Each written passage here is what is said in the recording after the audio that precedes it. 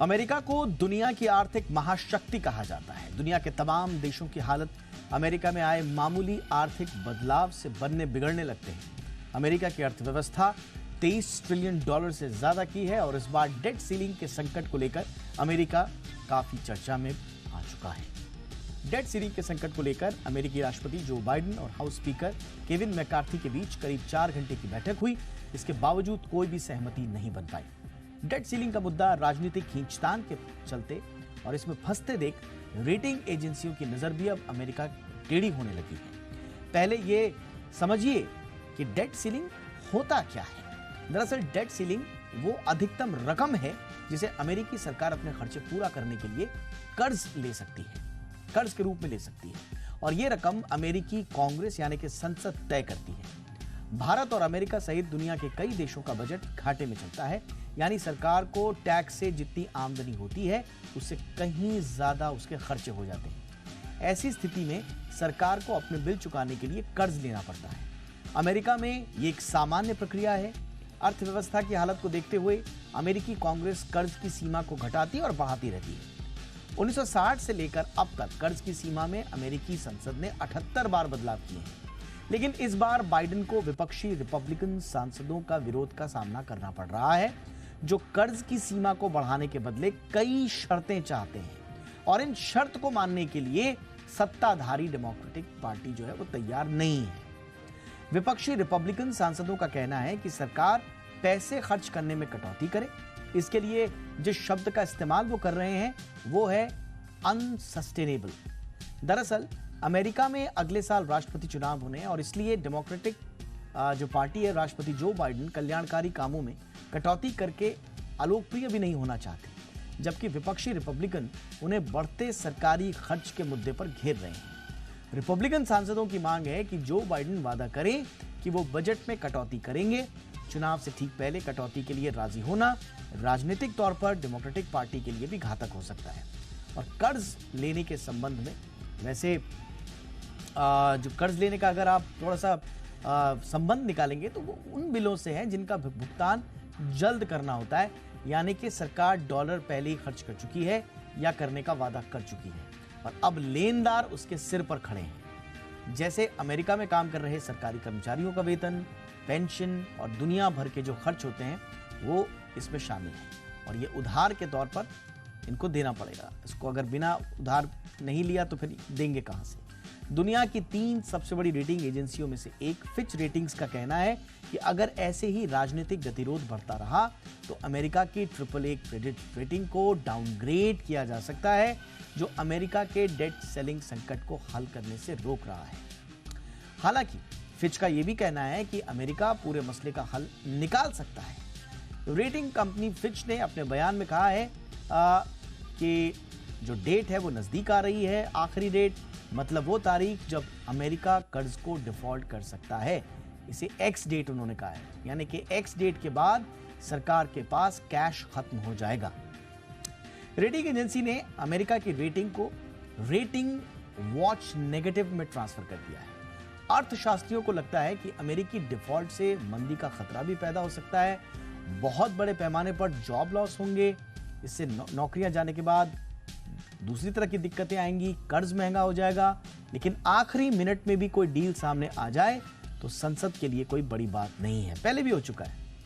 जब दबाव बढ़ता है तो वार्ताकारों को कठिन फैसले लेने पर मजबूर होना पड़ता है। इधर अमेरिका के हाउस स्पीकर केविन मैकार्थी ने कहा है कि उन्हें उम्मीद है कि व्हाइट हाउस और जीओपी वार्ताकारों के बीच में बातचीत अच्छी रही है और अमेरिका के डिफॉल्ट को रोकने के लिए वो जल्द ही किसी समझौते पर पहुंच जाएंगे। मैकार्थी का यह बयान राष्ट्रपति बाइडेन के साथ हुई 4 घंटे की मीटिंग के बाद आया है, जिसमें दोनों तरफ के कुछ चुनिंदा वार्ताकार भी शामिल थे। उन्होंने उम्मीद जाहिर की है कि 1 जून से पहले ही संसद कुछ न कुछ हल जरूर निकाल लेगी।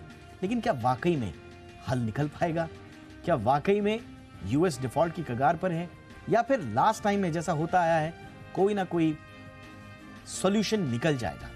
और अगर इन केस डिफॉल्ट जैसी कोई परिस्थिति आती है तो उसके लिए क्या हमें करना होगा भारत में, दुनिया के दूसरे देशों पर उसका क्या इंपैक्ट होगा?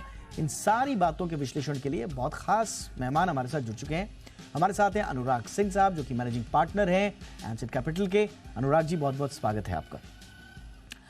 पहला बुनियादी सवाल तो यही, अनुराग जी, क्या वाकई में लग रहा है या हमेशा की तरह लास्ट मोमेंट पर जाकर कुछ ना कुछ सोल्यूशन निकाल ही लेंगे ये लोग? सो दीपक, पहले आपको, आपके सुनने वालों को मेरा नमस्कार। मैं पहली बार जी न्यूज पे जुड़ रहा हूँ, सो धन्यवाद इस अपॉर्चुनिटी के लिए।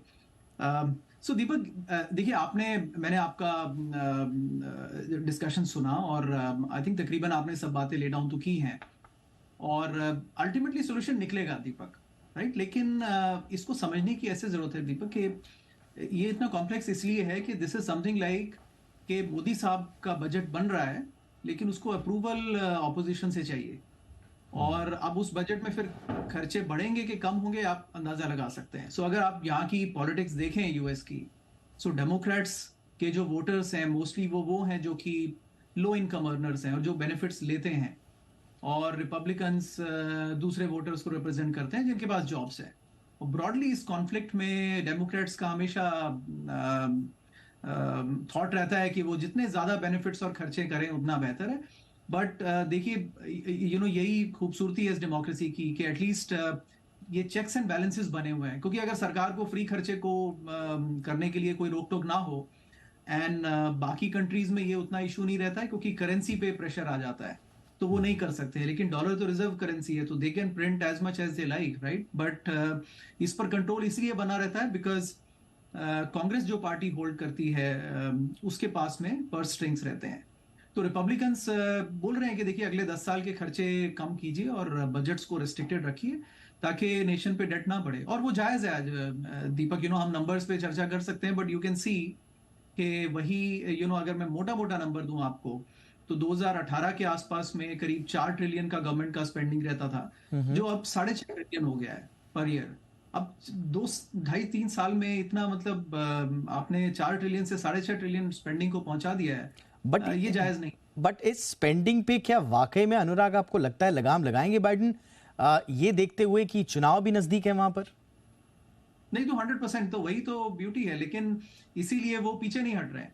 एंड दीपक, इसमें इंटरेस्टिंग बात ये है ना कि देखिए, पॉलिटिकल पार्टीज अपने बेस के हिसाब से एक्ट करती हैं और ये अल्टीमेटली ये वायर तक जाता है। देखिए, ये हमेशा 11th आवर तक जाएगा। तो ओबामा गवर्नमेंट के टाइम पे भी ये आई थिंक काफी नेक टू नेक हो गया था जब रिपब्लिकन्स के हाथ में कांग्रेस थी।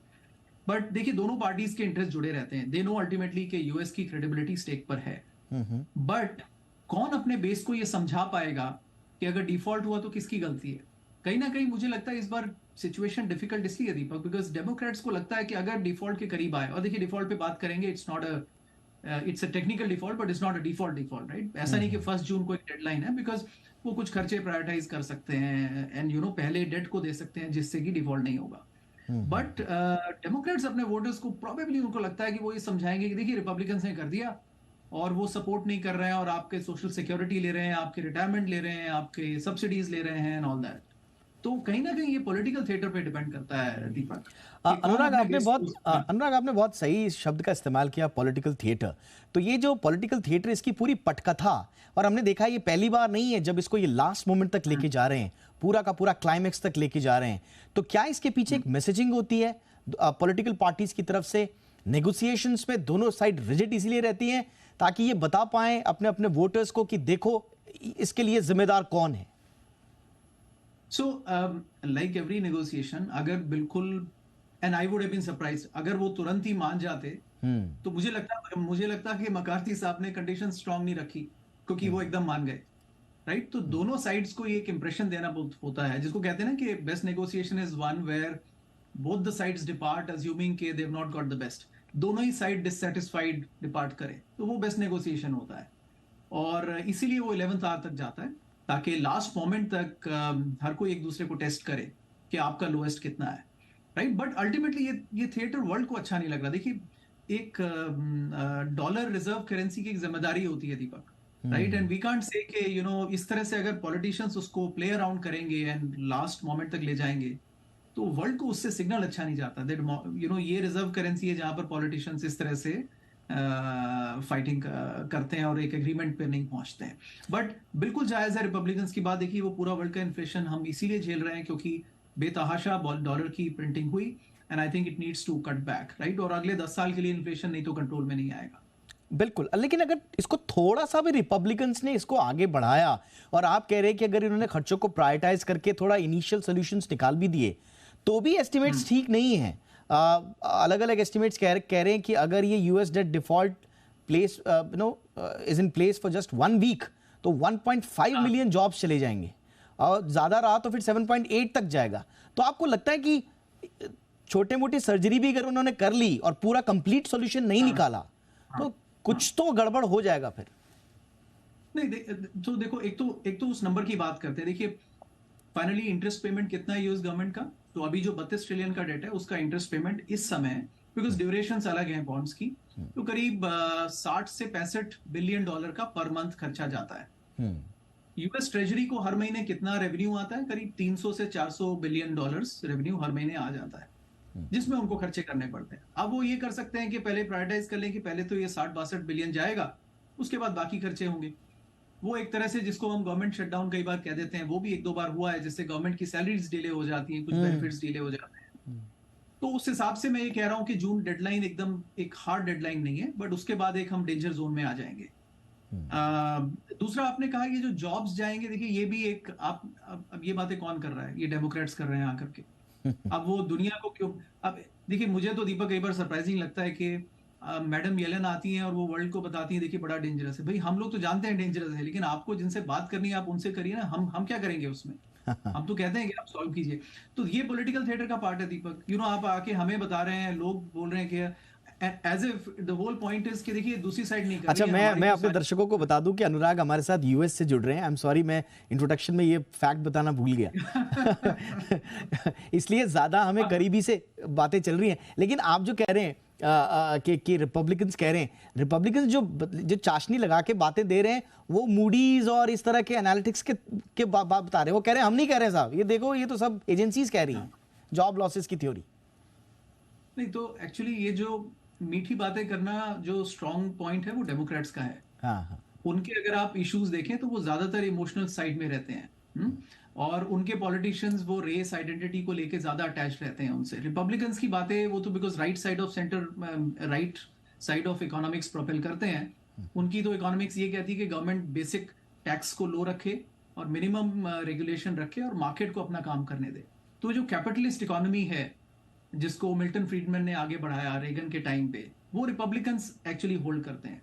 Democrats on the other hand मानते हैं कि देखिए कैपिटलिस्ट इकोनॉमी में फ्लॉज होते हैं, कुछ लोग पीछे रह जाते हैं दौड़ में, और गवर्नमेंट को टैक्सेस बढ़ा के उन लोगों को बेनिफिट्स पास ऑन करने होते हैं। तो ये कुल मिला के बैलेंस है दीपक, बिल्कुल राइट। तो इसमें अगर कोई कहे कि यार खर्चे कम करने, देखिए डेफिनेटली करने हैं। आप कोविड से पहले 2020 में आप 20 ट्रिलियन पर थे, आज आप 32 ट्रिलियन के डेट पे बैठे हैं और अभी भी कह रहे हैं खर्चे नहीं कम करने। तो फिर तो ये मिसयूज हो गया रिजर्व करेंसी का, right. So I wanted very strongly, and then market likes के, देखिए कुछ हद तक मार्केट लाइक भी करता है स्पेंडिंग, क्योंकि कंपनीज को प्रॉफिट बढ़ता है, लेकिन अल्टीमेटली कंट्री के लिए we need the spending control. Alright, मेरा एक आखिरी सवाल अनुराग, भारत के नजरिए से अगर सॉल्यूशन निकलता है तो ठीक है, अगर कोई शॉर्ट सर्जरी होती है तो भी भारत के नजरिए से आप कैसे देखते हैं? भारत पर कोई इंपैक्ट? तो देखिए सोल्यूशन निकल आएगा दीपक। अल्टीमेटली ये जिसको बोलते हैं कि हमें 11th आवर से पहले कोई मान जाए, तो उसके, देखिए ये भी ना भूलें कि कमरे में 2 लोग बैठे हैं, लेकिन उनके पीछे उनके 200-250 कांग्रेसमैन लगे हुए हैं जो बोल रहे हैं कि अच्छा क्या मानोगे क्या नहीं मानोगे, राइट। तो अल्टीमेटली नेगोशिएशन हो जाएगा, 11th आवर पे हो जाएगा, फर्स्ट वीक में हो जाएगा, बट सोल्यूशन निकल आएगा। बट लॉन्ग टर्म जो चिंता करने की बात है वो है फेडरल रिजर्व से दीपक हमें, और वो जो फाइट उनकी इन्फ्लेशन के साथ चल रही है। इस मीटिंग में शायद वो रुक जाए, क्योंकि डेट सीलिंग की भी समस्या चल रही है, तो they don't want to add the further fuel to the fire, right. But चिंता वहीं पर है दीपक कि इकोनॉमी में ओवर ईटिंग वापस शुरू हो जाएगी, तो फेडरल रिजर्व को आके और स्ट्रॉन्ग काम करना पड़ेगा। इंडिया के इम्पैक्ट पे, इस पे डिटेल में बाद में चर्चा करेंगे, but I think quick thought वही है। देखिए दीपक, स्ट्रॉन्ग बिलीफ ये है कि इंडियन इकोनॉमी अपने आप पे, अपने पांव पे काफी स्ट्रॉन्ग बनी हुई है। मार्केट में लिक्विडिटी इतनी स्ट्रॉन्ग है दीपक, अल्टीमेटली स्टॉक वैल्यूएशंस पे चलते हैं लेकिन लिक्विडिटी पे भी चलते हैं। वो हमने पिछले 2 साल में भी देखा, राइट, कोविड के बाद। तो अब ये 80-90 के एफएमसीजी के मल्टीपल्स यूएस में तो नहीं होते हैं, लेकिन इंडिया में है। तो अल्टीमेटली वो मार्केट चलेगा, इंडियन मार्केट का एक बेस है, All इसमें right. अगर पूरा मार्केट ही अगर नहीं घबरा जाए तो I think we won't fall below a point. That's all right sir, all right. Thank you so much Anurag ji, बहुत अच्छा लगा, काफ़ी इन डेप्थ बातचीत हुई और आसान भाषा में हुई, जो आई थिंक हमारे दर्शकों ने भी इंजॉय किया होगा इस चर्चा को। थैंक यू सो मच वक्त निकालने के लिए Anurag ji, thank you. Thank you Deepak.